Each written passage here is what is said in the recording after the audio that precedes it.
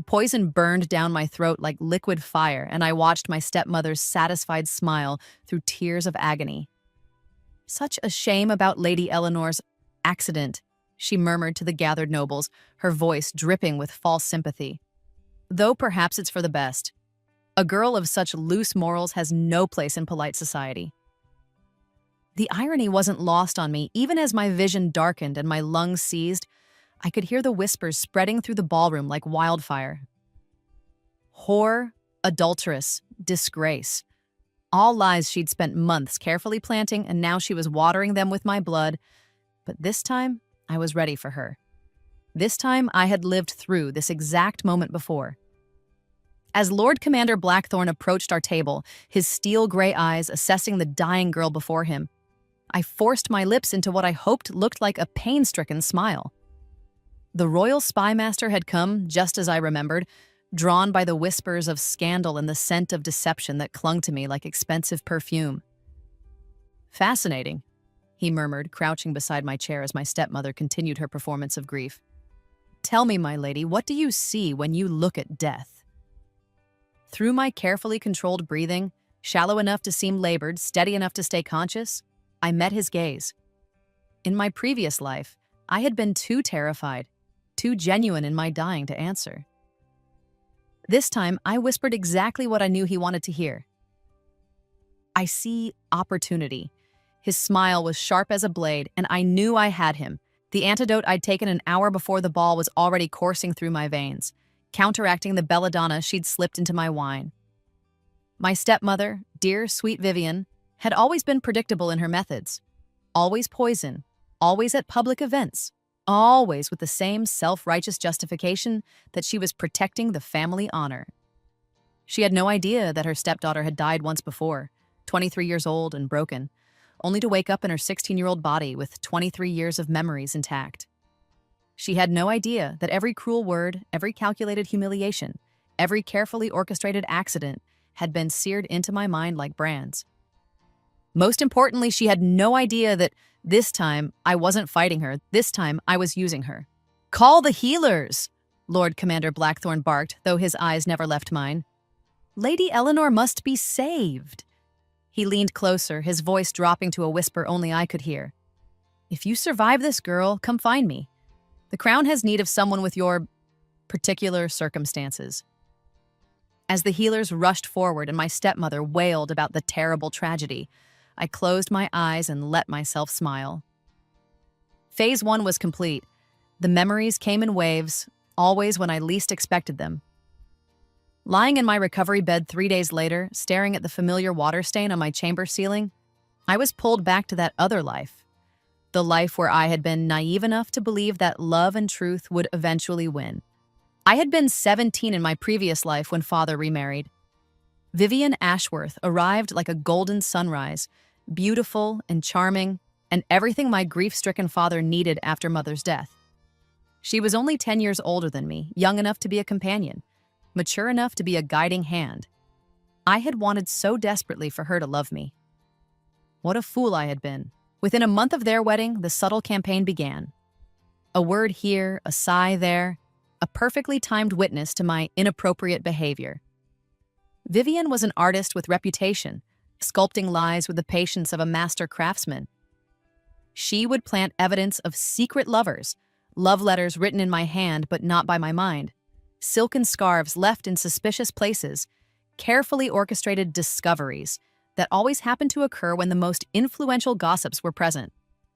Father, drowning in his new wife's attention and desperate to believe in this perfect second chance at happiness, chose not to see. When I protested my innocence, he saw only a jealous daughter trying to destroy his marriage. When I begged him to investigate, he saw only hysteria and spite. The Tun's opinion turned against me with breathtaking speed. Invitations dried up. Former friends crossed the street to avoid me. Marriage prospects evaporated like morning mist. I became a cautionary tale told in drawing rooms, the ungrateful daughter who couldn't bear her father's happiness, who acted out with increasingly scandalous behavior until she became entirely unsuitable for decent society. By the time I turned 20, I was effectively a prisoner in my own home. Vivian had convinced father to restrict my access to funds, to monitors my correspondence, to limit my social interactions for my own good until I could learn to behave appropriately. She presented these restrictions as loving discipline, herself as the patient stepmother trying to save a wayward girl from her own worst impulses. The truth was simpler and more vicious. She wanted my inheritance. Mother had left me everything in a trust that would pass to me on my 21st birthday, or to my husband if I married before then. A fortune in property, investments, and jewels that would make whoever controlled it one of the wealthiest individuals in the kingdom. Vivian couldn't access it as long as I remained unmarried and alive. So she had systematically destroyed every marriage prospect, isolated me from anyone who might offer protection, and when I turned 21 and still refused to die conveniently, she had simply decided to help me along. The poison came on my 23rd birthday, served in a cup of chocolate brought by her own hands to my locked room. "Happy birthday, darling," she had said with that gentle smile. "I do hope this year brings you peace." I died alone, in agony, calling for a father who never came. The last thing I saw was Vivian's face at my window, watching to make sure the job was done. The last thing I heard was her instructing the servants to tell Father that I had taken my own life, unable to bear the shame of my wicked ways any longer. But death, it seemed, was not the end of my story. I woke up in my 16-year-old body, 3 days after my father's wedding to Vivian Ashworth, with every memory of those 7 terrible years burned into my consciousness. I woke up knowing exactly what she was, what she wanted, and what she would do to get it. This time, I would be ready, and this time, I would not just survive her, I would use her exactly as she had used me. Because in those final moments before the poison took hold in my previous life, I had heard something that gave me hope. Through my bedroom window, I had caught fragments of a conversation between 2 servants gossiping about the notorious royal spymaster, Lord Commander Blackthorn, and his unusual recruitment methods. "They say he only chooses people with ruined reputations," one had whispered. "Nobles who've fallen from grace, who've nothing left to lose. He says the desperate make the most loyal agents, and the scandalous make the most invisible ones." "Makes sense," the other had replied. "Who suspects a known harlot of being the crown's eyes and ears? Who questions why a disgraced lady might be seen in unsavory places or speaking with questionable people?" As I lay dying, those words had given me a vision of another path, a way to turn Vivian's weapon against her, a way to transform her carefully crafted lies into my greatest strength. Now, lying in my recovery bed with Lord Commander Blackthorn's card tucked beneath my pillow and my stepmother's concerned face hovering at my bedside, I began to plan. "You gave us such a fright, darling," Vivian murmured, smoothing my hair with perfectly manicured fingers. To anyone watching, she was the picture of maternal devotion. Only I could see the calculation behind her eyes, the slight disappointment that I had survived. "The physician says it was some kind of reaction to the wine. Perhaps you've developed a sensitivity to certain impurities." "Perhaps," I agreed weakly, letting my voice tremble just enough. "Though I can't imagine how such a thing could have happened. I was so careful to only drink from the glass you brought me." Her hand stilled for just a moment. Barely a heartbeat, but enough to confirm what I already knew. She had expected me to die without remembering the source of the poison. The fact that I could trace it back to her was inconvenient. "Wine can be so unpredictable," she said smoothly, resuming her gentle stroking. "Perhaps it's best if you avoid large gatherings for a while, until we're certain you're fully recovered." "Of course!" I closed my eyes, letting her think she had won this round. I wouldn't want to cause any more speculation, but I was already speculating plenty. In my previous life, the poisoning hadn't come until my 23rd birthday. Moving it up to my 16th suggested that something had changed. Perhaps my behavior in these early days had already altered her timeline. I would need to be more careful, more subtle.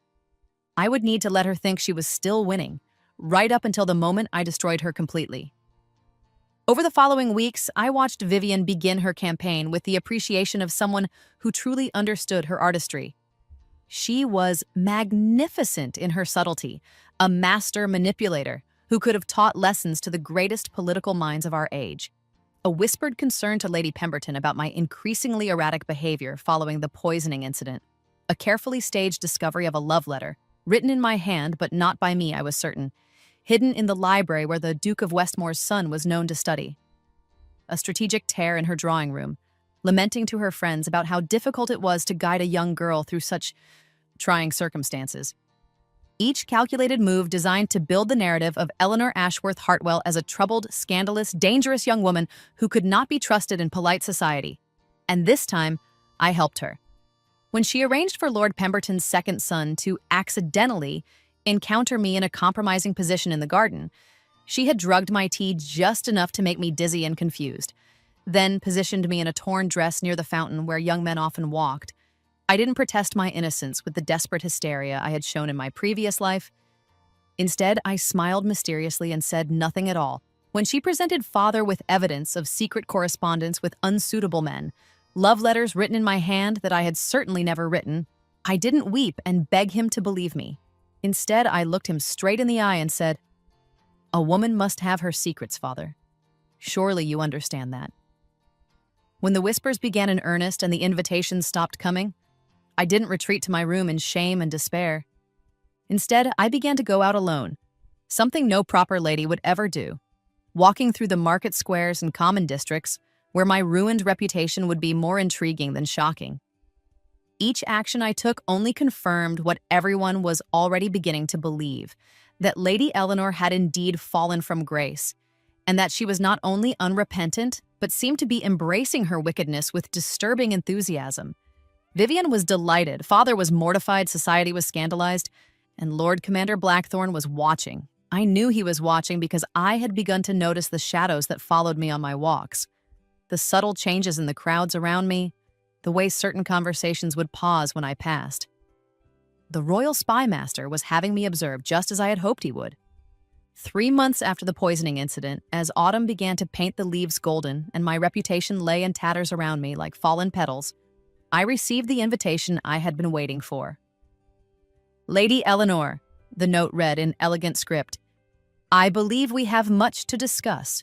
If you are amenable, please join me for tea tomorrow at the Blackbird Inn, private room 7. Come alone and tell no one of this meeting. Your reputation suggests you are already skilled at keeping secrets." It was signed simply, B. I held the note up to the light, admiring the quality of the paper, the precision of the handwriting, the subtle way he had managed to be both intimidating and intriguing. This was a man who understood the power of presentation, who knew that the right words delivered in the right way could be more effective than any sword. No wonder the royal spymaster was legendary throughout the kingdom. I burned the note immediately, of course, but not before memorizing every word. Tomorrow, my real life would finally begin. As I settled into sleep that night, I heard Vivian speaking quietly to father in the next room, her voice carrying through the thin walls she didn't know I had learned to listen through in my previous life. "I'm truly at my wits' end with Eleanor," she was saying, and I could picture her dabbing at her eyes with one of her delicate handkerchiefs. The poisoning incident seems to have changed her somehow, made her more brazen, more defiant. I fear what she might do next.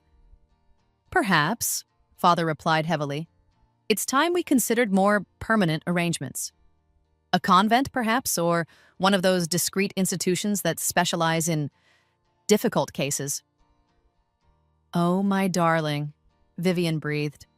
"I've been thinking the same thing, but I didn't want to be the one to suggest it. She is your daughter, after all. But if you think it's best..." I smiled in the darkness. Let them make their plans. Let them think they were finally cornering the wayward daughter who had become such an inconvenience. Tomorrow, I would show them what inconvenient really looked like. The Blackbird Inn sat in the kind of neighborhood where questions weren't asked and answers weren't expected. And I had never been to this part of the city in my previous life. Proper ladies didn't venture into districts where merchants rubbed shoulders with smugglers and information was traded like currency. But my reputation now preceded me like a calling card, opening doors that would have been barred to the respectable Eleanor I had once been. Private room 7 was small and windowless, lit by a single candle that cast dancing shadows on the rough wooden walls. Lord Commander Blackthorn sat at a scarred table, his long fingers steepled before him, his pale eyes studying me with the intensity of a hunter sizing up prey. He was younger than I had expected, perhaps 35, with prematurely silver hair and the kind of lean, dangerous elegance that suggested both noble birth and hard-earned experience. There were scars on his hands, thin white lines that spoke of blade work, and something in his posture that suggested he was never entirely unarmed, even in civilian clothes. "Lady Eleanor," he said as I took the seat across from him. "Or do you prefer to be called something else these days? I understand your reputation has undergone some evolution since we last spoke." "Eleanor will suffice," I replied, keeping my voice steady. "Though I imagine you know more about my reputation than I do myself. Isn't that what spymasters do? Know things?" His smile was sharp and approving. "Indeed. And what I know about you is quite fascinating. A young woman of noble birth who went from model propriety to scandalous notoriety in a matter of months. Who seems to embrace her fall from grace rather than fight it. Who survived a poisoning that should have killed her, and who looked death in the eye with curiosity rather than fear." He leaned forward slightly, candlelight playing across his angular features. "Tell me, Lady Eleanor, what do you want?" The question hung in the air between us like a blade. I had rehearsed this moment 100 times in my mind, but now, faced with his penetrating gaze, I realized that anything less than complete honesty would be detected and dismissed immediately. "I want revenge," I said simply, "against the woman who has spent months systematically destroying my life, who poisoned me at that ball, and who will not stop until I am dead or permanently removed from her path. Your stepmother, yes. And in exchange for this revenge, what are you prepared to offer?" This was the moment that would determine everything. I took a breath, meeting his gaze steadily. "Everything. My reputation is already in ruins. My social connections severed, my family convinced of my wickedness. I have nothing left to lose and everything to gain. I can go places you cannot go, speak to people you cannot reach, be invisible in ways that a respected member of society never could be." "And you believe this makes you valuable to the crown?" "I believe," I said carefully, "that the most dangerous enemies are often found in drawing rooms rather than battlefields. That the greatest threats to the kingdom come from those who smile and curtsy while they plot treason over tea and gossip. And I believe that a woman with a ruined reputation can learn secrets that a man with an honorable one never could." He was quiet for a long moment, studying me with those pale, calculating eyes. When he spoke again, his voice was soft but deadly serious. "The work I do is not glamorous, Lady Eleanor. It is not the adventure that romantic novels make it seem. It is dirty, dangerous, often thankless work that requires you to lie to everyone you meet, betray people who trust you, and live with the knowledge that your survival depends on your ability to be more ruthless than your enemies." He paused, letting the weight of his words settle between us. "It will require you to become someone your former self would not recognize, to do things that would horrify the proper young lady you once were. And it will mean that you can never go back to the life you had before, even if your reputation could somehow be restored." "The life I had before was a lie," I replied quietly. "The woman I was before was a fool who believed that goodness would be rewarded and truth would prevail. That woman died in agony, alone and betrayed by everyone she loved." I leaned forward, letting him see the steel that had been forged in the fires of my previous death. "The woman sitting before you now has nothing left to lose and everything to prove. She knows exactly what she's choosing and why." Another long silence. Then, slowly, Lord Commander Blackthorne smiled. A real smile this time, not the sharp, testing expression he had worn before. "Very well, Lady Eleanor, consider this your first lesson in the art of espionage. Information is the most valuable currency in the world, and reputation is simply another kind of information. Your stepmother has inadvertently given you a gift, the ability to move through shadows that would never have hidden you before." He reached into his coat and withdrew a small leather portfolio, sliding it across the table to me. "Inside, you will find your first assignment, along with detailed instructions and the resources you will need.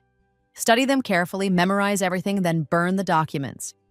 From this moment forward, you are an agent of the crown, and your former life is officially over." I picked up the portfolio, feeling its weight, not just the physical weight of leather and paper, but the emotional weight of transformation. When I walked out of this room, I would no longer be the girl who had been poisoned and betrayed. I would be someone new, someone dangerous, someone who could finally make Vivian Ashworth pay for every moment of suffering she had inflicted. "One more thing," Lord Commander Blackthorne said as I prepared to leave. "Your stepmother is not your only enemy, and revenge is not your only goal. The Crown has invested in you because you have potential beyond your personal grievances. Do not let your thirst for vengeance blind you to the larger game we are playing." I turned back to him, portfolio clutched against my chest. "And what game is that, my lord?" "The game of keeping this kingdom safe from those who would destroy it from within," he replied. "Your stepmother's crimes go far beyond poisoning stepdaughters, Lady Eleanor. She is part of a network of conspirators who have been selling secrets to our enemies, funding rebellions, and systematically weakening the Crown's power from within noble society." My breath caught. In my previous life, I had died knowing nothing of this.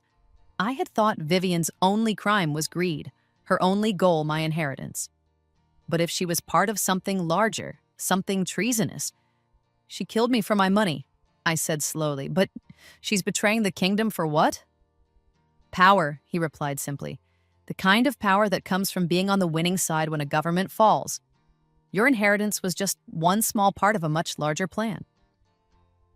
As I walked back through the twisting streets toward home, my mind raced with possibilities. Vivian wasn't just a greedy stepmother. She was a traitor to the Crown. My revenge wouldn't just be personal satisfaction. It would be justice served in the name of the kingdom itself.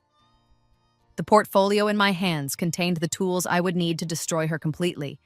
And as I slipped through the shadows of the city I had never been allowed to explore before, I felt something I had never experienced in either of my lives: true power. The game had begun, and this time I intended to win.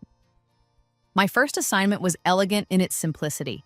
Infiltrate Lady Margaret Worthington's weekly salon and identify which of her guests were passing information to foreign agents. Lady Margaret had been a family friend in my previous life, a sharp-tongued widow who hosted gatherings where the kingdom's most influential women would gossip and scheme over delicate pastries and stronger wine. In my former existence as a respectable young lady, I had been a welcome guest at these salons, though I had been too naive to understand the true nature of the conversations happening around me. Now, with my reputation in shambles, I would never receive an invitation through proper channels. But a woman with my notoriety might find other ways to gain access, ways that would allow me to observe from angles that proper ladies could never manage. The portfolio had contained detailed instructions, a false identity as a reformed lady's maid seeking employment, and enough gold to establish myself in a small apartment near Lady Margaret's townhouse. It also contained something I had not expected: a comprehensive dossier on Vivian's activities over the past several months. My stepmother, it seemed, had been busy. While I had been focused on surviving her attempts to ruin my reputation, she had been quietly building relationships with some of the kingdom's most dangerous enemies. The salon circuit had been her hunting ground, and Lady Margaret's gatherings had been her primary source of intelligence. She had been feeding information about noble families, military movements, and court politics to a network of foreign agents who were systematically working to destabilize our government. The poisoning attempt hadn't just been about my inheritance. It had been about eliminating a potential threat to her operations. As father's daughter, I would eventually have had access to family documents, political connections, and social circles that could have exposed her activities.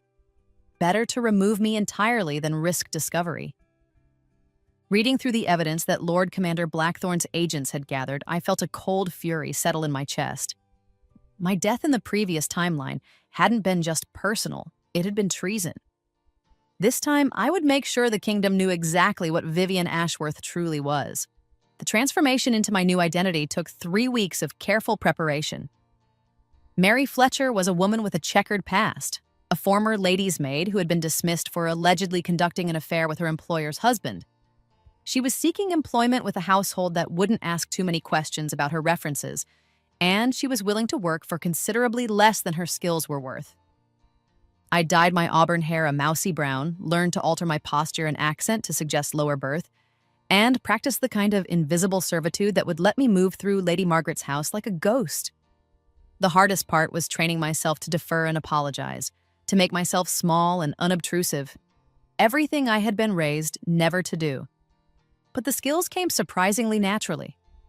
Perhaps years of being diminished and dismissed by Vivian had prepared me for this kind of performance better than I had realized. Lady Margaret hired me within a week, charmed by my story of redemption and impressed by my knowledge of proper household management. She installed me as assistant to her senior housekeeper, a position that would give me access to every room in the house while remaining virtually invisible to the guests. My first salon night was a revelation. I had attended dozens of these gatherings in my previous life, but I had never truly seen them before. Moving through the rooms with trays of wine and delicate sandwiches, pausing in corners to polish silver or tend to the fire, I was able to observe conversations that would have stopped the moment a proper lady approached. And what I observed made my blood run cold. These women, ladies I had known since childhood, wives and daughters of the kingdom's most powerful families, were casually discussing military supply routes, the schedule of royal engagements, the details of trade negotiations that should have been closely guarded state secrets. They spoke with the easy familiarity of people who had been sharing such information for months, perhaps years. At the center of it all, elegant and charming as ever, was Vivienne. She held court near the fireplace, her golden hair gleaming in the lamplight, her musical laugh drawing admirers like moths to flame. To anyone watching, she was simply a delightful woman sharing amusing gossip with her friends. But I could hear the careful way she guided conversations, the subtle questions she asked, the mental notes she was clearly making of every useful detail. Such a shame about the delayed shipment from the northern provinces, Lady Pemberton was saying, sipping her wine. My husband was quite put out that his regiment's supplies won't arrive until next month. Oh? Vivian replied with just the right tone of sympathetic interest.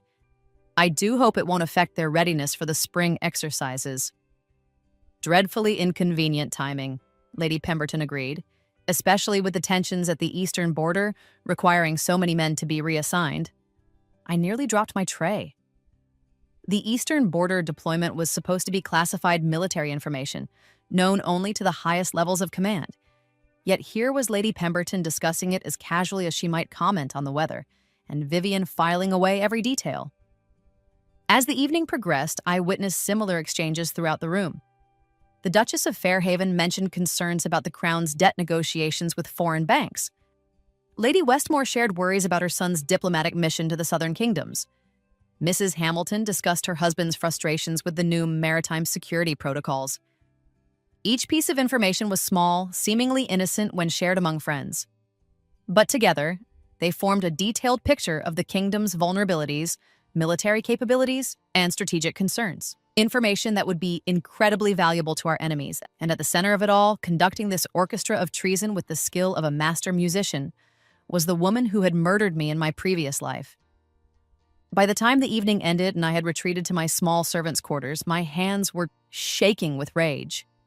Not just at Vivian, though the sight of her smiling face as she gathered intelligence that could lead to the deaths of countless soldiers made me want to wrap my fingers around her throat, but at all of them. These women, these pillars of society, were betraying their own kingdom for what? The thrill of being important? The satisfaction of having valuable secrets to share? The promise of reward from foreign masters? I wrote my first intelligence report by candlelight, documenting everything I had observed with the precise attention to detail that Lord Commander Blackthorne had trained into me. Names, dates, specific information shared, patterns of conversation, hints about future gatherings. When I finished, I held the pages up to the flame and watched them burn the way I had been taught. But the information was seared into my memory now, ready to be passed along through the complex network of dead drops and coded messages that connected me to my handlers. Phase 2 of my mission was complete. Phase 3 would be much more dangerous. The next morning, as I served breakfast to Lady Margaret and listened to her casual commentary about the previous evening's delightful conversation, I began to plan how I would destroy them all, starting with my dear stepmother. The opportunity came 3 weeks later, during what Lady Margaret cheerfully described as her most intimate gathering yet, a smaller salon for only her closest confidants, where the conversation could be even more candid. I had been feeding Lord Commander Blackthorne's network detailed intelligence from the weekly salons, and the response had been swift and decisive. Several lower-level conspirators had already been quietly arrested, their networks rolled up with the kind of surgical precision that the royal spymaster was famous for. But Vivian and the inner circle of noble ladies remained untouched, their activities carefully monitored but not yet disrupted. "We need her to reveal the full extent of her operations," Lord Commander Blackthorne had explained during one of our clandestine meetings. "Your stepmother is not the leader of this conspiracy. She's a highly placed operative taking orders from someone even more dangerous. If we arrest her now, her handler will simply disappear and rebuild the network elsewhere. We need her to lead us to the true enemy." This intimate salon was our chance. Only 8 women would be present, all of them confirmed members of Vivian's inner circle. The conversation would be more explicit, more detailed, more damning. And if my intelligence was correct, Vivian would finally reveal the identity of her foreign contact. I had prepared for weeks. Hidden throughout Lady Margaret's house were small listening devices crafted by the Crown's master artificers, tiny mechanical contraptions that could record conversations and replay them later. My job was to plant the final device in the private study where the most sensitive discussions would take place. As I moved through the house that afternoon, preparing for the evening's gathering, I felt the familiar thrill of anticipation that had become my constant companion. In my previous life, I had been a victim, passive, reactive, always responding to cruelties inflicted upon me. Now I was the one in control, the one setting traps, the one who would determine how this story ended. The guests began arriving at sunset. I recognized all of them from previous salons. Lady Pemberton, whose husband commanded a key military district. The Duchess of Fairhaven, whose family controlled several major shipping routes. Lady Westmore, whose son was a rising star in the diplomatic corps. Mrs. Hamilton, whose husband oversaw maritime security. And, of course, my beloved stepmother, radiant in emerald silk that perfectly matched her calculating eyes. They gathered in Lady Margaret's drawing room, accepting wine and delicate canapés, while engaging in the kind of superficial conversation that preceded their real business. I moved among them like a shadow, refilling glasses and clearing plates while they discussed the weather, the latest court fashions, the minor scandals that always occupied noble society. But I could feel the tension beneath their polite veneer. These women were here for a purpose, and that purpose was treason. Finally, as the clock struck 9, Lady Margaret rose gracefully from her chair. "Ladies," she said with a smile, "shall we retire to the study for our more private discussions?" This was my moment. As the guests filed into the smaller, more intimate study, I slipped through the servants' passages to plant the final listening device. The study was Lady Margaret's inner sanctum, lined with leather-bound books and decorated with portraits of her deceased husband's military achievements. It was the perfect setting for what would be their final betrayal. I had just finished concealing the tiny device behind a particularly large volume of military history when I heard Vivian's voice through the door.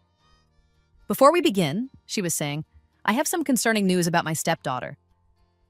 My blood turned to ice. I pressed myself against the wall, listening with every fiber of my being. "I thought Eleanor was safely managed," Lady Margaret replied. "Her reputation is in complete ruins, her social connections severed. Surely she poses no threat."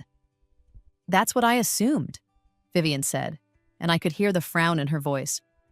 "But something has changed. She's been disappearing for hours at a time, going to parts of the city where no proper lady would ever venture. My husband thinks it's just more evidence of her moral degradation, but I'm not so certain." There was a murmur of concerned voices. "What are you suggesting?" the Duchess of Fairhaven asked. "I'm suggesting," Vivian replied carefully, "that perhaps Eleanor is not as broken as she appears. That perhaps her public fall from grace has been more strategic than we realized." The silence that followed was deafening. Then Lady Pemberton spoke, her voice sharp with alarm. "You think she's working with someone?" "I think," Vivian said slowly, "that it's a remarkable coincidence that several of our associates have recently encountered difficulties, just as Eleanor has begun these mysterious excursions." My heart hammered against my ribs. She knew, somehow impossibly, Vivian had connected my activities to the disruption of her network. She might not have proof, but she had suspicion, and that was dangerous enough. "What do you propose we do?" Lady Margaret asked. The answer, when it came, was delivered in Vivian's sweetest, most reasonable voice. "I propose we test her loyalty. If Eleanor is truly as ruined and resentful as she appears, she might be willing to assist us in exchange for rehabilitation of her reputation. We could offer her a chance to redeem herself, to earn back her place in society." "And if she refuses?" Mrs. Hamilton inquired. "If she refuses," Vivian replied, "we'll know that our suspicions are correct, and we'll handle her accordingly." The casual way she said it, as if discussing the disposal of an unwanted piece of furniture, made my stomach clench. I knew exactly what "handle her accordingly" meant. I had died from her handling once before. But this time, I was ready for her. I slipped out of the servants' passages and made my way to my quarters, where I quickly composed a coded message for Lord Commander Blackthorne. The situation had escalated beyond our original plan. Vivian was onto me, which meant the entire operation was at risk. But it also meant an opportunity. If she was going to test my loyalty, I could use that test to draw her into revealing more than she intended. The hunter was about to become the hunted, and she had no idea that her prey had already set the trap. I sent the message through our established channels, then returned to my duties. The ladies were still in the study, their voices now lowered to whispers as they discussed their most sensitive business. The listening devices would capture every word, providing Lord Commander Blackthorne's network with the evidence they needed to bring down the entire conspiracy. But first, I had to survive Vivian's test. As I prepared for bed that night, I found myself thinking about the girl I had been in my previous life. The naive, trusting daughter who had believed that truth and justice would eventually prevail. That girl had died in this very house, poisoned by a woman who smiled while she committed murder. Tomorrow, I would find out if the woman I had become was strong enough to finish what death had started. The game was entering its final phase, and this time I intended to be the only one left standing. The test came 3 days later, delivered with all the elegance and subtlety that had made Vivian such a dangerous adversary. I was polishing silver in Lady Margaret's dining room when a footman arrived with a message for me. The envelope was expensive, cream-colored paper sealed with azure wax, the kind of stationery that proper ladies used for important correspondence. Inside, written in Vivian's familiar, elegant script, was an invitation to tea. "My dear Eleanor," it read, "I hope this letter finds you well. I have been thinking about our family situation and believe it may be time for us to have a more candid conversation about your future. Would you be amenable to joining me for tea tomorrow afternoon at the Rose Garden Cafe on Pemberton Square? I believe we have much to discuss regarding opportunities for your rehabilitation. Your loving stepmother, Vivian." I read the letter 3 times, memorizing every word before burning it according to protocol. The Rose Garden Cafe was a respectable establishment in a fashionable district, the kind of place where proper ladies met for polite conversation. It was also, conveniently, the kind of public venue where a screaming match or violent confrontation would be impossible. Vivian was being very careful. That night, I met with my handler, a sharp-eyed woman named Sarah, who ran a flower shop near the docks and could exchange more information in 5 minutes of coded conversation about roses and tulips than most people managed in an hour of explicit discussion. "The stepmother is suspicious," I reported, arranging white roses in a vase while Sarah worked on an elaborate funeral arrangement. "She's planning some kind of test." "Expected," Sarah replied, her fingers deftly weaving black ribbon through the flowers. "The gardener wants you to proceed. Let her make her offer, accept whatever she proposes. We need to know how deep her roots go. And if she tries to prune me permanently?" Sarah's smile was as sharp as her shears. "Then we'll make sure she discovers that this particular flower has thorns." The next afternoon, I made my way to Pemberton Square dressed as Eleanor rather than Mary. It felt strange to wear fine clothing again, to style my hair in fashionable curls, rather than the plain servant's bun I had grown accustomed to. For a moment, looking at myself in the mirror, I could almost see the girl I had been in my previous life, the one who had believed in happy endings. Then I remembered the taste of poison on my tongue, and the illusion shattered. The Rose Garden Cafe was exactly as I had expected, all delicate pastels and gentle music, designed to make its patrons feel refined and civilized. Vivian had secured a table in the corner, positioned so that she could see everyone who entered while keeping our conversation private. She looked magnificent, of course, she always did. Golden hair swept into an elegant chignon, a dress of soft blue silk that perfectly complemented her complexion. Jewelry that was expensive enough to be impressive but restrained enough to be tasteful. She was the picture of everything a lady should aspire to be. It was a perfect disguise for a traitor. "Eleanor, darling," she said, rising to embrace me with what appeared to be genuine warmth. "You look, well, I'm so pleased you agreed to meet with me." I allowed the embrace, even returned it, letting her feel how thin I had become in my months of service. It would fit the narrative she had constructed. The fallen daughter, worn down by her disgrace, possibly ready to be molded back into usefulness. "Stepmother," I replied quietly, taking the seat across from her. "Your letter was unexpected." "I'm sure it was. We haven't spoken properly since that dreadful night at the Pemberton ball. How are you feeling? Completely recovered, I hope?" Her eyes searched my face as she spoke, looking for signs of what? Lingering effects from the poison? Suspicion about her role in my near death? I kept my expression carefully neutral, the way Lord Commander Blackthorne had taught me. "Quite recovered, thank you. Though the experience was educational." "Educational?" She tilted her head, a small frown creasing her perfect brow. "In what way?" "It taught me how quickly everything one considers permanent can disappear," I replied, accepting the tea she poured for me. "Reputation, social connections, family loyalty. All of it can vanish in a single evening." I lifted the cup to my lips, noting how her eyes tracked the movement.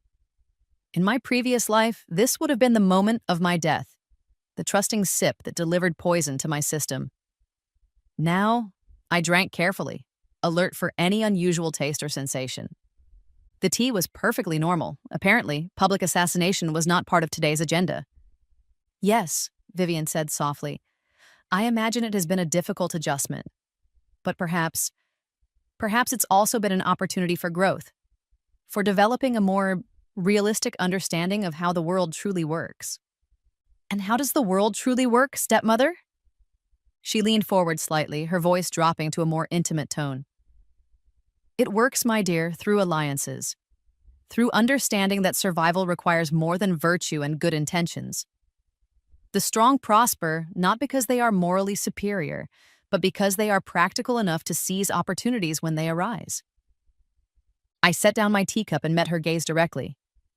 "What kind of opportunities?" "The kind," she said carefully, "that might allow a young woman with a damaged reputation to rebuild her standing in society, to regain access to the circles she has lost, to reclaim a future that seemed forever beyond her reach." The offer, when it came, was masterfully presented. Vivian painted a picture of redemption through service, not to the crown or the kingdom, but to a group of forward-thinking individuals who understood that the current political system was flawed and needed adjustment.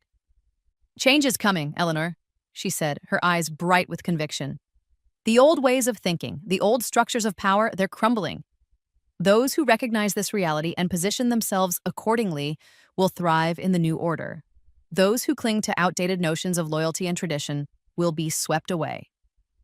She spoke of networks of influence that transcended national boundaries, of opportunities for young women with intelligence and ambition to play important roles in reshaping society.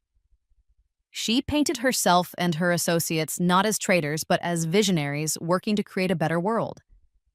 "And you believe I could be useful to this cause?" I asked. "I believe," she replied, "that you have already demonstrated qualities that would be valuable to our work. Discretion, adaptability, the ability to move through different levels of society without drawing unwanted attention. Your recent experiences have given you skills that many of our associates would find quite useful." It was beautifully done. She was offering me everything I had supposedly lost: status, belonging, a sense of purpose, while subtly acknowledging that she knew more about my recent activities than she should. The implicit threat was clear: cooperate and be rewarded, refuse and face consequences. I let the silence stretch between us, playing the part of a young woman weighing her options carefully. Finally, I leaned back in my chair and studied her face. What would you need me to do? Her smile was radiant. Nothing too demanding at first, simply attend certain social gatherings, listen to conversations. Remember what you hear.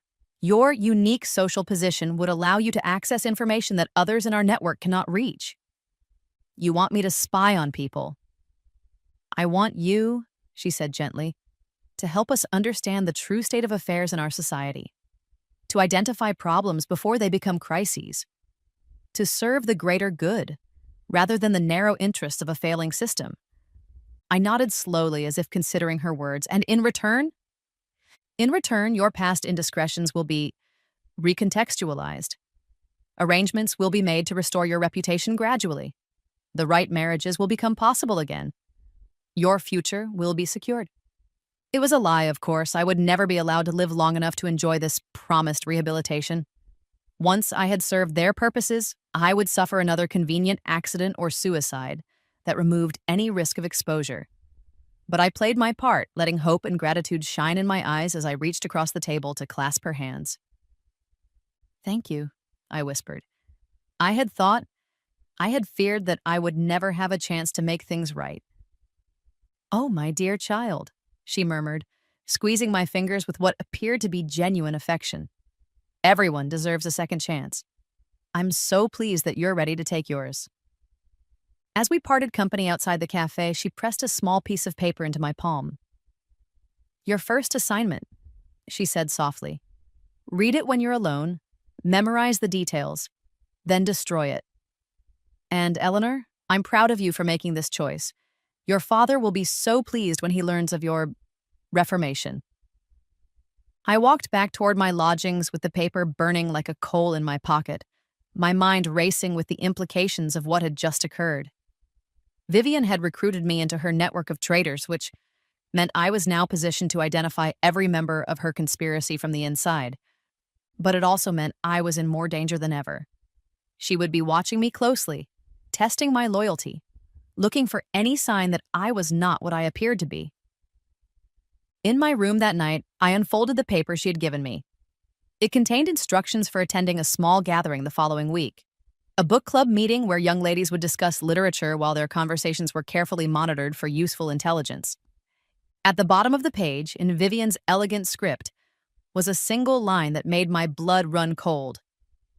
Remember, darling, that families who trust each other survive together. Families who betray each other do not. She still wasn't certain about me, but she was warning me that any disloyalty would be met with swift and permanent consequences. I burned the paper and composed my report for Lord Commander Blackthorne, detailing every aspect of the afternoon's conversation. The final phase of the operation was beginning, and soon, very soon, I would have the evidence needed to destroy Vivian and her entire network of co-conspirators. But first, I had to survive long enough to deliver that evidence.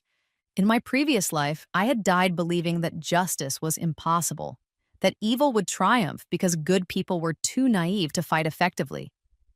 This time, I intended to prove that sometimes the best way to defeat a monster is to become something even more dangerous. The book club meeting was held in Mrs. Hamilton's townhouse, an elegant residence overlooking the harbor where ships from foreign nations regularly docked under cover of darkness. 8 young women gathered in the morning room, ostensibly to discuss the latest romantic novel that had captured society's attention.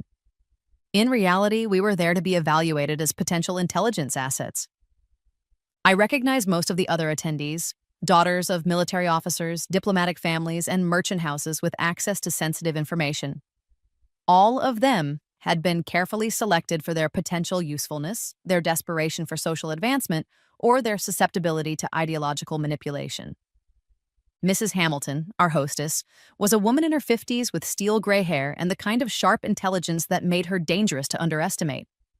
She had been feeding military intelligence to foreign agents for at least 2 years, using her husband's position as harbor master to provide detailed information about naval defenses and shipping schedules. Ladies, she began once we had all settled with our tea and books, I thought we might begin today's discussion by talking about the themes of loyalty and betrayal in our selected novel. Such fascinating concepts, don't you think? It was all code, of course. The novel was our country's current political situation, and the themes of loyalty and betrayal were the test we were all being asked to navigate. Each of us would be expected to demonstrate our willingness to prioritize personal advancement over national allegiance. The conversation that followed was a masterpiece of subtle indoctrination. Mrs. Hamilton guided us through a discussion of how the novel's heroine was forced to choose between her family's expectations and her own survival. How sometimes the greatest courage lay in abandoning old loyalties in favor of new opportunities. How the smartest characters were those who recognized when circumstances required flexibility in their principles. One by one, the young women around the room began to reveal their willingness to trade information for personal gain. Lady Catherine Pemberton spoke casually about her father's concerns regarding troop movements in the northern provinces. Miss Sarah Westmore mentioned her brother's upcoming diplomatic mission to negotiate trade agreements with potentially hostile nations. Miss Elizabeth Fairhaven shared gossip about financial difficulties facing several noble families. All of it was valuable intelligence that could be used to predict government policy, identify vulnerabilities, and plan strategic advantages for our enemies. When the attention turned to me, I was ready. "I'm afraid I haven't had much access to family discussions recently," I said with carefully crafted bitterness. "My father has made it quite clear that my opinions are not welcome in matters of importance." "Oh, but surely you overhear things," Mrs. Hamilton pressed gently. "Servants' gossip, letters left unguarded, conversations in public places. An observant young woman can learn quite a lot without anyone realizing she's paying attention." I allowed myself to appear thoughtful, as if considering possibilities I hadn't previously explored. "I suppose there was something I overheard at Lady Margaret's house.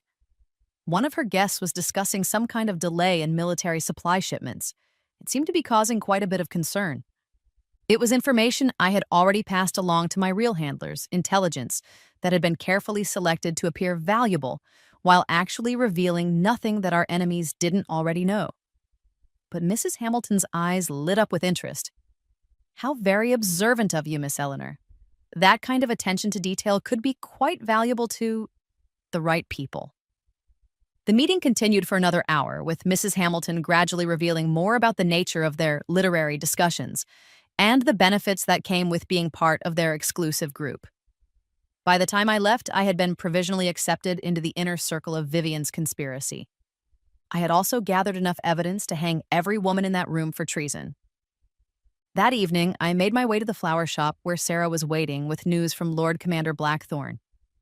The intelligence I had been gathering had allowed the Crown's agents to identify a network of foreign operatives that stretched across 3 kingdoms and involved dozens of noble families. "The gardener is very pleased with your work," Sarah said, arranging white lilies with practiced efficiency.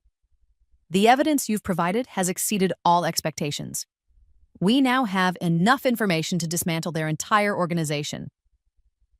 "Then it's time?" I asked, my pulse quickening with anticipation. "Almost. There's one final piece we need: the identity of their foreign contact, the person who has been coordinating this network from outside our borders. Your stepmother is scheduled to meet with this individual tomorrow night." She handed me a small package wrapped in brown paper. "Your final assignment: make sure she leads us to them." Inside the package was a device I had never seen before, a tiny mechanical tracker that could be attached to clothing or jewelry without detection. Once activated, it would allow Lord Commander Blackthorne's agents to follow Vivian wherever she went. "And after tomorrow?" I asked. Sarah's smile was grim. "After tomorrow, justice will finally be served." I spent that night in preparation, reviewing every detail of my mission and steeling myself for what would be the most dangerous part of the entire operation. Tomorrow, I would come face to face with the woman who had murdered me, armed with the knowledge and evidence needed to destroy her completely. But first, I had to survive long enough to plant the tracker and escape whatever trap she might have prepared. In my previous life, Vivian had always been 3 steps ahead, anticipating my moves and countering them before I even realized I was in danger. This time, I was the one who knew what was coming. This time, I was the one setting the trap. The final act of our deadly game was about to begin, and after 16 months of careful planning and patient work, I was finally ready to make Vivian Ashworth pay for every moment of suffering she had inflicted. starting with my own death and ending with hers. The trap was sprung at Vivian's own garden party, a elegant afternoon gathering that would provide the perfect cover for her clandestine meeting with her foreign handler. I arrived in my role as Mary Fletcher, the servant who had become invisible through months of faithful service, carrying trays of delicate sandwiches and pretending not to understand the conversations happening around me. But this time, I wasn't alone. Scattered throughout the crowd were Lord Commander Blackthorn's agents, men and women who had spent years perfecting the art of blending into noble society while gathering intelligence that could topple governments. The tracking device was secured inside a brooch I had borrowed from Lady Margaret's jewelry collection, pinned to my apron where I could access it quickly when the moment came. The plan was simple: attach the tracker to Vivian's clothing during the natural bustle of serving guests, then withdraw to safety while the real agents followed her to her rendezvous. Everything went perfectly until Vivian cornered me in the conservatory. "Mary Fletcher," she said softly, and I felt ice water flood my veins. She knew. Somehow, impossibly, she had discovered my real identity. I turned slowly, maintaining my servant's posture while my mind raced through escape routes and contingency plans. She stood in the doorway, blocking my only exit, her beautiful face serene as marble and twice as cold. Or should I say, Eleanor? "I'm afraid I don't understand, my lady," I replied in Mary's accent, letting confusion and concern color my voice. "Is there something wrong?" Her laugh was like broken glass.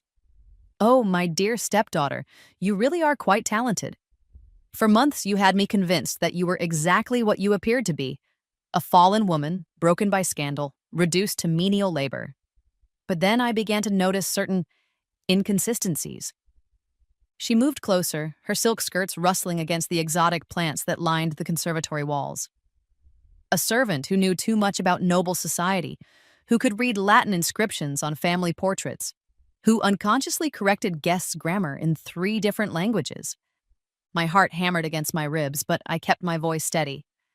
"My lady, I think perhaps you're mistaken." "I'm never mistaken about important things," she interrupted. "And you, Eleanor, have become very important indeed. Important enough that certain people are willing to pay handsomely for information about your recent activities." The trap I had walked into was far more sophisticated than I had anticipated.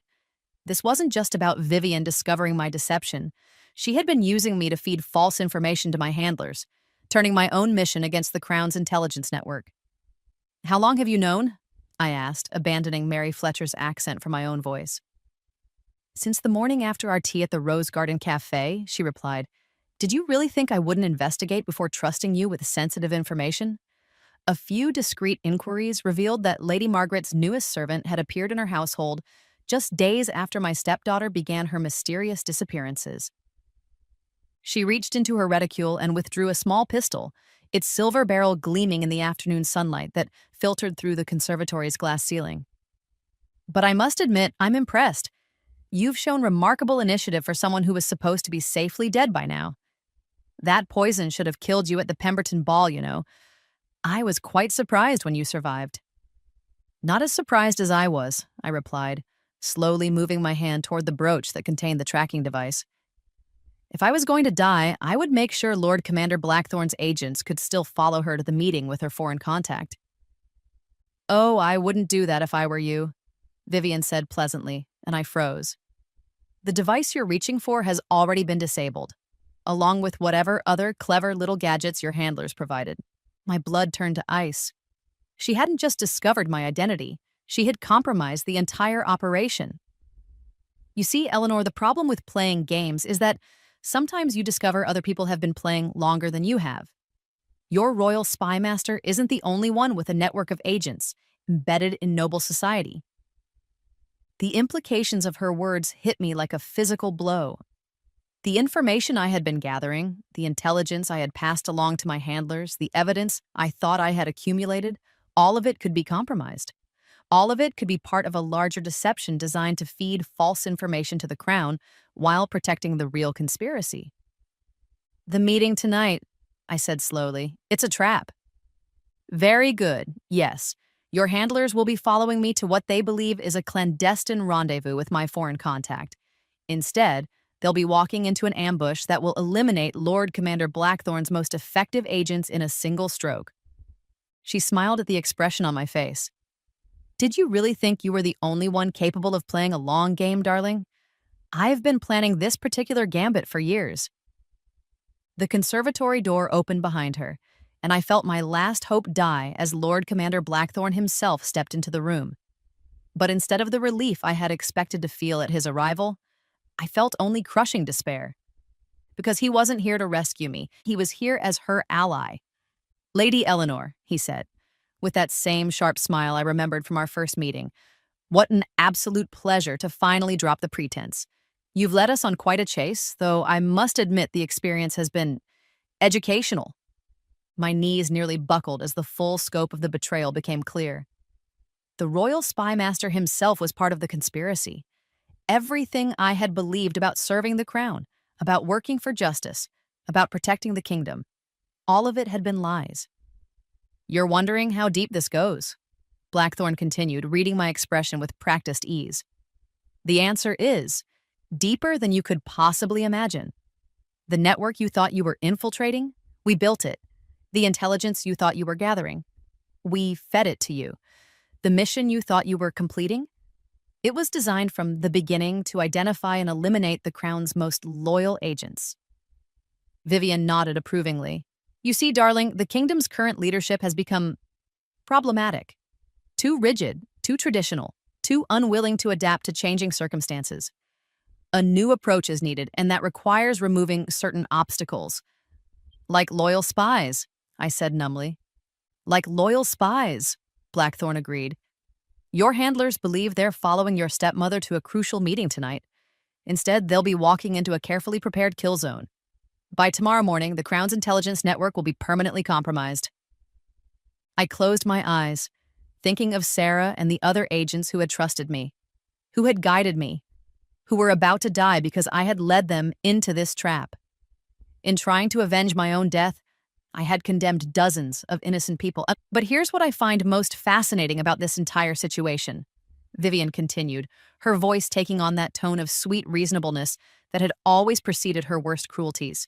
You actually believed that you had been given a second chance at life, that death had somehow offered you an opportunity for redemption. She laughed softly, the sound echoing off the conservatory's glass walls. Death offered you nothing, Eleanor. I did. I'm the one who ensured you survived that poison at the Pemberton Ball. I'm the one who arranged for you to encounter Lord Commander Blackthorn. I'm the one who orchestrated every single event that led you to this moment. The world tilted around me. That's impossible. The memories, the knowledge of my previous life were planted, Blackthorn said calmly. A fascinating new technique developed by our foreign allies. Certain drugs, combined with carefully constructed false memories, can create the illusion of rebirth while actually programming the subject to behave in precisely the ways we need. You see, we needed someone who could infiltrate the Crown's intelligence network from the inside, Vivian explained. Someone with the right combination of desperation, intelligence, and motivation to be recruited by the Royal Spymaster's agents. You were perfect for the role. I staggered backward until my shoulders hit the conservatory's glass wall. Everything I thought I knew about myself, about my mission, about my purpose, all of it was a lie. I wasn't a woman reborn with memories of a previous life. I was a programmed asset, a living weapon aimed at the heart of the kingdom's defenses. The beautiful irony, Blackthorn continued, is that you've performed your role so well that you actually believe your own cover story. Even now, facing the truth, part of you is still convinced that you died and came back to life for revenge. But why? I whispered. Why go to such elaborate lengths? Why not simply kill me and be done with it? Because, Vivian said gently, dead stepdaughters tell no tales, but living ones can be incredibly useful. Your supposed quest for justice has given us everything we needed to identify and eliminate our enemies while appearing to work for the Crown's interests. She raised the pistol, aiming it directly at my heart. And now that your usefulness has ended, you can finally join your mother in whatever afterlife awaits failed daughters. As I stared down the barrel of the gun, I felt something inside me break. Not despair, but something deeper and more fundamental. the carefully constructed identity that had driven me for 16 months, the memories that had shaped every decision I made, the very sense of self that had carried me through my darkest moments. All of it crumbling away to reveal what? Who was Eleanor Ashworth Hartwell when stripped of the illusion of rebirth, the quest for revenge, the fantasy of justice triumphant? I closed my eyes and reached deep inside myself, searching for whatever truth might remain beneath the layers of lies and manipulation. And in that moment of absolute darkness, I found something they hadn't accounted for. I found rage. Not the programmed fury of a daughter seeking justice, but the pure, primal anger of a human being who had been used and discarded like a broken tool. The rage of someone who had been denied even the dignity of their own authentic death. My eyes snapped open, and for the first time in 16 months, I saw my stepmother's face change expression. The confident smile faltered, replaced by something that might have been uncertainty. "No," I said quietly. "No," she repeated, and there was genuine confusion in her voice. "No," I said again, louder this time. "I don't accept this. I don't accept that my memories are false, that my choices mean nothing, that I'm just a programmed weapon in your war." I stepped forward, ignoring the pistol aimed at my chest. "Maybe you did plant false memories. Maybe you did arrange for me to survive that poisoning. Maybe everything I think I remember about a previous life is just elaborate manipulation." Another step forward. "But here's what you didn't account for, stepmother dear. Here's the flaw in your perfect plan." I was close enough now to see the slight tremor in her hands, the first crack in her composure. "Even if my memories are false, my feelings about them are real. Even if you programmed me to hate you, I chose how to express that hatred. And even if you orchestrated every event that brought me here, you couldn't control how I would respond when I finally learned the truth." "Eleanor," she said warningly, but her voice lacked its usual confidence. "My name," I said, reaching for the brooch on my apron, "is Lady Eleanor Ashworth Hartwell. And regardless of whether I lived before or not, I am going to make sure I survive this encounter." The tracking device might have been disabled, but the brooch itself was still a perfectly functional piece of jewelry with a very sharp pin. Before either of them could react, I lunged forward and drove the pin deep into Vivian's wrist, causing her to cry out and drop the pistol.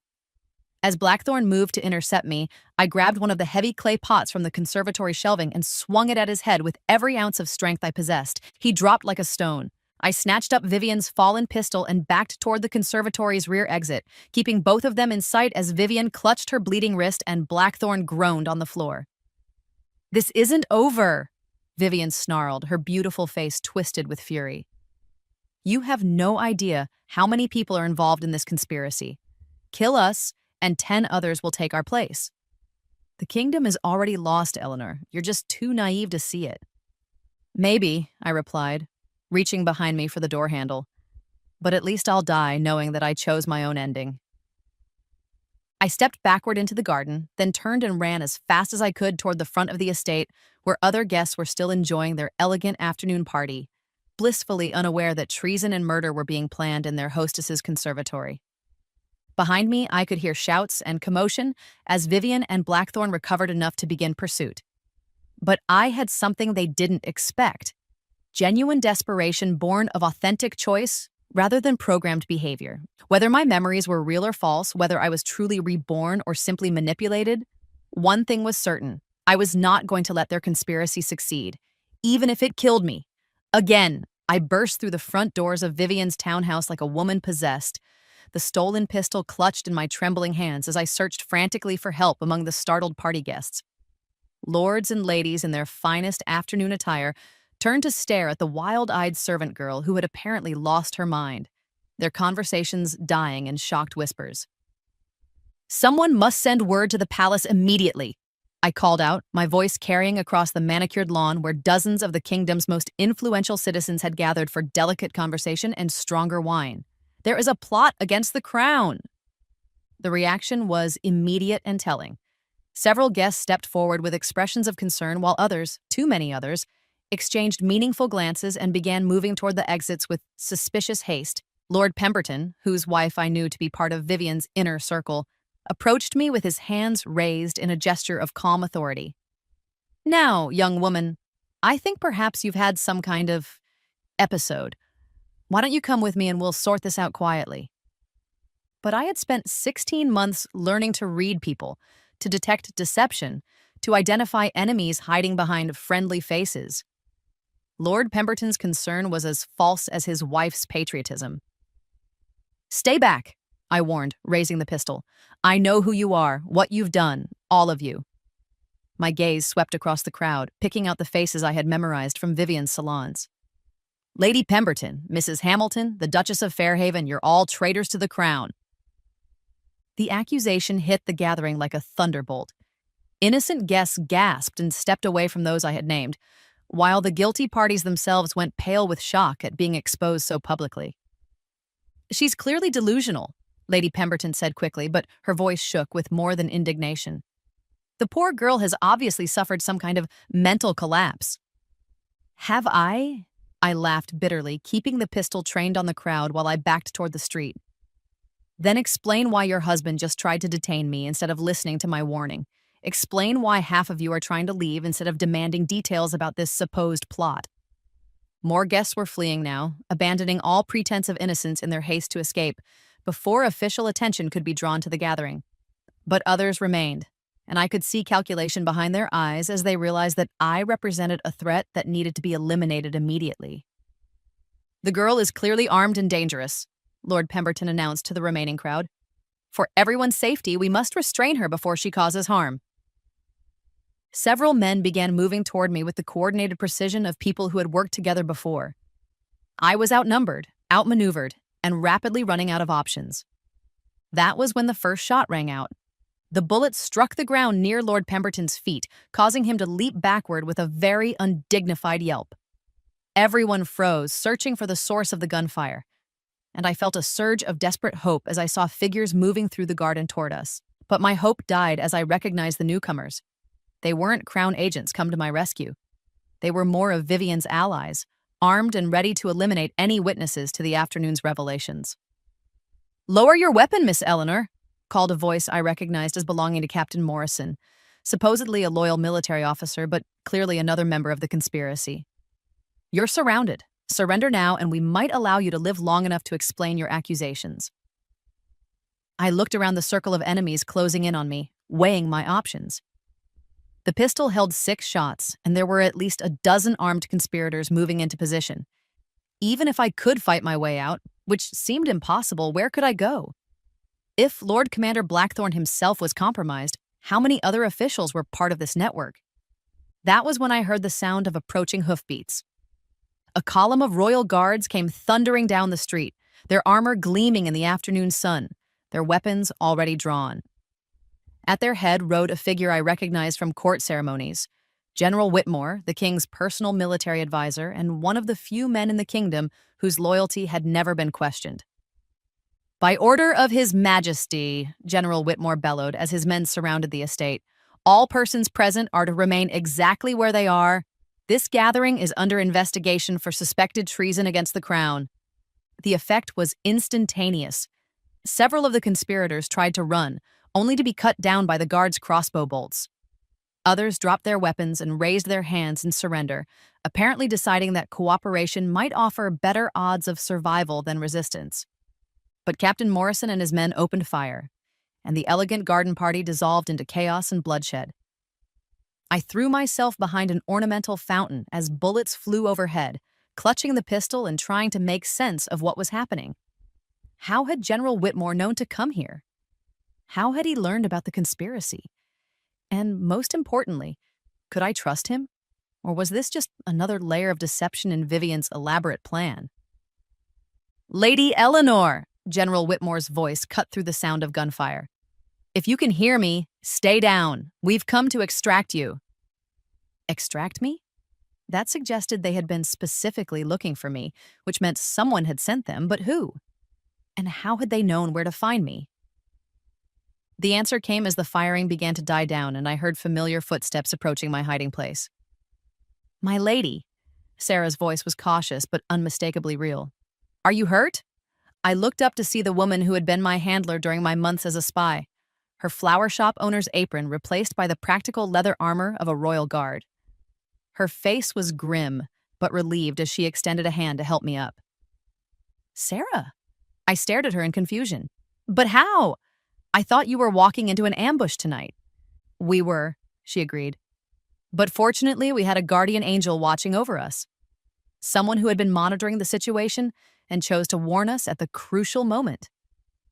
She helped me to my feet and gestured toward the house, where royal guards were escorting prisoners in chains. Among them was Vivian, her golden hair disheveled and her elegant dress torn, her hands bound behind her back as she was marched toward a prison wagon. But it was the figure walking beside General Whitmore that made my breath catch in my throat. Lord Commander Blackthorn, very much alive and apparently very much on our side. I don't understand, I said weakly. He was working with Vivian. He told me the whole conspiracy was his plan. Did he? Sarah asked with a slight smile. Or did he tell you exactly what Vivian needed to hear to confirm her own beliefs about the situation? As if summoned by our conversation, Blackthorn approached with General Whitmore at his side. There was a bandage around his head where I had struck him with the clay pot, but his pale eyes were sharp with satisfaction. Lady Eleanor, he said with a slight bow, I owe you an apology for the deception, but I hope you'll understand that it was necessary to maintain your cover until the very end. My cover? I felt like I was drowning in confusion. But you said, I said what your stepmother expected me to say. He interrupted gently. What she had been planning for me to say ever since she first learned of your recruitment. You see, Vivian's network had indeed identified me as a potential asset, but they made a crucial error in their assessment. He smiled that sharp, dangerous smile I remembered from our first meeting. They assumed that because I was willing to work with morally questionable individuals, I was willing to betray my oath to the crown. They failed to understand the difference between pragmatic flexibility and genuine treason. So the whole scene in the conservatory was a performance designed to make Vivian believe she had won, while actually giving us the final evidence we needed to identify every member of her network. Your reactions, Lady Eleanor, were absolutely perfect. Even knowing that you were playing a role, I found your indignation quite convincing. I stared at him, then at Sarah, then back at the scene of captured conspirators being loaded into prison wagons. Are you telling me that everything, the false memories, the manipulation, the programming, all of that was lies? Most of it, Blackthorn confirmed, though not all. You were indeed poisoned at the Pemberton Ball, and you did indeed survive through a combination of luck and the antidote we had managed to slip you beforehand. We had been monitoring Vivian's activities for months, waiting for her to make a move that would give us legal justification for action.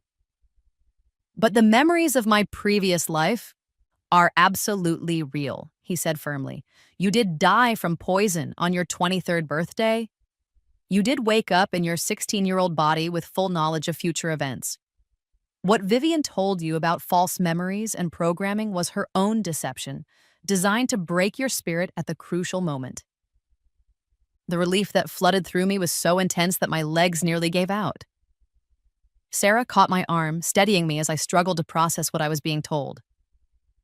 So I really was reborn? The how and why of that particular miracle is beyond my expertise, Blackthorn replied. But the evidence of your knowledge was undeniable. You knew things about Vivian's activities, about the timing of events, about the structure of her network that no one could have learned through conventional means. Then why didn't you tell me the truth from the beginning? Because, General Whitmore interjected, we needed you to behave naturally. If you had known that we were already aware of the conspiracy, if you had understood that your recruitment was part of a larger operation, you might have acted differently. Vivian was too skilled an observer to be fooled by conscious performance. So instead, you let me believe I was alone, I said bitterly. You let me think I was working without support, that I might be walking into traps with no backup. We were always watching, Sarah assured me, always ready to intervene if you were in genuine danger. But yes, we needed you to believe that your mission was entirely your own responsibility. Otherwise, Vivian would have detected the deception. I thought about the months of fear, the constant worry that I was one mistake away from death, the weight of believing that innocent people's lives depended entirely on my success. It had been necessary, I could see that now, but it had also been cruel. And my stepmother's confession? About arranging for me to survive? About orchestrating my recruitment?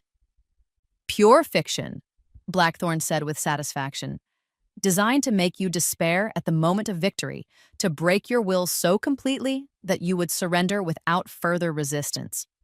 She had no power to arrange your survival, no influence over your recruitment, no control over the events that led to this moment. She was simply a traitor who got lucky when her stepdaughter returned from the dead with knowledge that could destroy her, General Whitmore added. And like all criminals, she assumed that her temporary advantages made her untouchable. As the last of the prisoners was loaded into the wagons and the scene began to clear, I found myself staring at Vivian through the barred window of her transport. She was looking back at me, her beautiful face twisted with hatred and defeat. For a moment, I felt something that might have been pity. She had been so confident in her superiority, so certain that her intelligence and ruthlessness made her invincible. She had never considered the possibility that her victims might be stronger than she gave them credit for. Then I remembered the taste of poison on my tongue, the agony of dying alone and abandoned, and the pity evaporated. What will happen to them? I asked. Trial, conviction, execution, General Whitmore replied matter-of-factly. Treason against the crown carries only one sentence, and we have more than enough evidence to ensure justice is served. All of them? All of them. The network your investigation helped us identify included over 40 individuals in positions of trust throughout the kingdom. Military officers, diplomatic personnel, noble families, merchant houses, all working together to sell our secrets to foreign enemies while planning the eventual overthrow of our government. The scope of it was staggering. If the conspiracy had succeeded, if I hadn't been given this impossible second chance at life, the kingdom itself might have fallen. What happens now? I asked. To me, I mean. My reputation is still in ruins, my social position destroyed. Even if the truth about Vivian comes out, I'm not sure I can go back to being the person I was before. Blackthorn and General Whitmore exchanged a look that suggested they had already discussed this question. That, Blackthorn said, depends entirely on what you want to do with the rest of your life. You've proven yourself to be exceptionally skilled at intelligence work, and the Crown can always use agents with your particular talents and unique background. Are you offering me a permanent position? I'm offering you a choice, he replied. You can return to your former life. Your reputation will be restored, your inheritance secured, your place in society guaranteed. Or you can continue the work you began, serving the crown in ways that most people will never know or understand. I thought about the girl I had been in my previous life, the naive young woman who had believed that truth and goodness would eventually triumph. That girl was gone, burned away by death and betrayal and the hard lessons of survival. But the woman I had become, scarred by loss, strengthened by adversity, armed with knowledge that came at the price of everything she had once valued, that woman had work to do. I think, I said slowly, that Lady Eleanor Ashworth Hartwell has served her purpose. She can rest in peace now, knowing that justice was finally served. I looked at the royal spymaster who had given me the tools to reclaim my life and smiled. But the Crown's newest intelligence agent is ready to begin her real career. 5 years later, I stood in the shadow of the royal palace, watching as another group of young nobles laughed and danced at yet another glittering ball.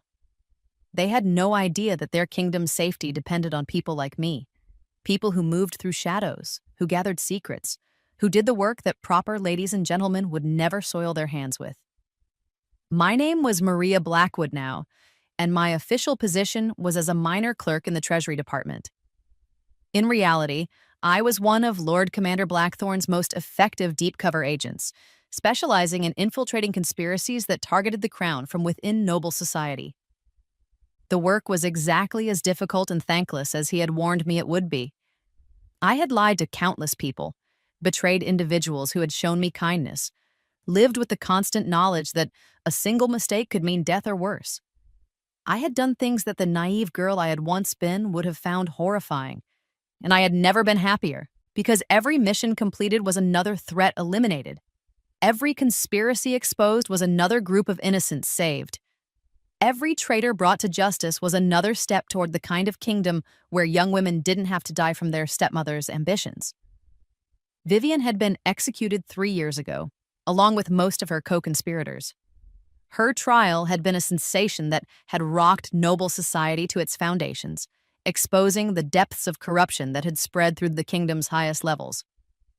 My father, cleared of any involvement in her crimes, had mourned her publicly while privately expressing relief that the truth had finally come to light. He had tried to reconcile with me, of course.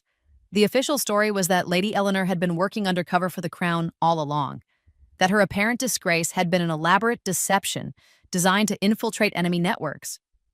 It wasn't entirely untrue, though it left out certain details about death and rebirth that would have been difficult to explain. But too much had happened between us, too many betrayals and abandonments, for our relationship to be easily repaired. I visited him occasionally, maintained the appearance of filial duty, but I could never again be the daughter who had loved him unconditionally. That girl had died with the poison on her lips, and no amount of justice or reconciliation could bring her back. Instead, I had found a different kind of family among my fellow agents. People who understood the weight of secrets, the price of loyalty, the satisfaction of protecting those who could never know they needed protection. "Maria," a voice said behind me, and I turned to see Sarah approaching with a familiar leather portfolio. "We have a new assignment, Duchess Carolyn's household. We suspect she's been passing naval intelligence to foreign contacts." I accepted the portfolio with the same thrill of anticipation I always felt at the beginning of a new mission. Somewhere out there was another network of traitors, another threat to innocent lives, another chance to prove that evil could be defeated by those willing to fight it with sufficient ruthlessness. "Any connection to previous operations?" I asked, already mentally preparing for the weeks of careful planning that would be required. "Possibly. The methods are similar to the Ashworth network, though more sophisticated. We think someone learned from Vivian's mistakes and is trying to avoid her fate." I smiled, feeling that familiar cold anger settled in my chest. In my previous life, that anger had been helpless, impotent, turned inward until it became self-destructive despair. Now it was a weapon I had learned to wield with surgical precision. "They're welcome to try," I said, opening the portfolio to scan the preliminary intelligence reports. "But they're going to discover that some lessons come at a very high price." As I walked back toward my modest lodgings to begin preparing for the mission, I caught my reflection in a shop window. The woman looking back at me was nothing like the girl who had died in agony 5 years ago, or even the frightened servant who had infiltrated Lady Margaret's household. This woman had scars that didn't show, knowledge that couldn't be taken away, and a purpose that gave meaning to every breath she drew. She was dangerous in ways that proper society would never understand, and she was exactly who she was meant to be. Vivian had been wrong about so many things, but she had been right about one crucial point. Change really was coming to the kingdom. But it wasn't the change she had planned for. It was justice, served by those she had dismissed as too weak, too naive, too broken to fight back. It was the transformation of victims into hunters, of prey into predators, of the desperate into the deadly, and it was just the beginning. In the distance, the palace bells chimed the hour, calling the faithful to evening prayers. I didn't pray anymore. I had learned that the gods help those who help themselves. But I did make a silent promise to every innocent soul who slept peacefully that night, unaware of the dangers that surrounded them. I would stand watch in the shadows. I would hunt the hunters. I would make sure that their dreams remained undisturbed by the nightmares that stalked the kingdom's corridors of power. It was the least I could do for the girl who had died so that I could live. And it was exactly the life I had chosen to live in return.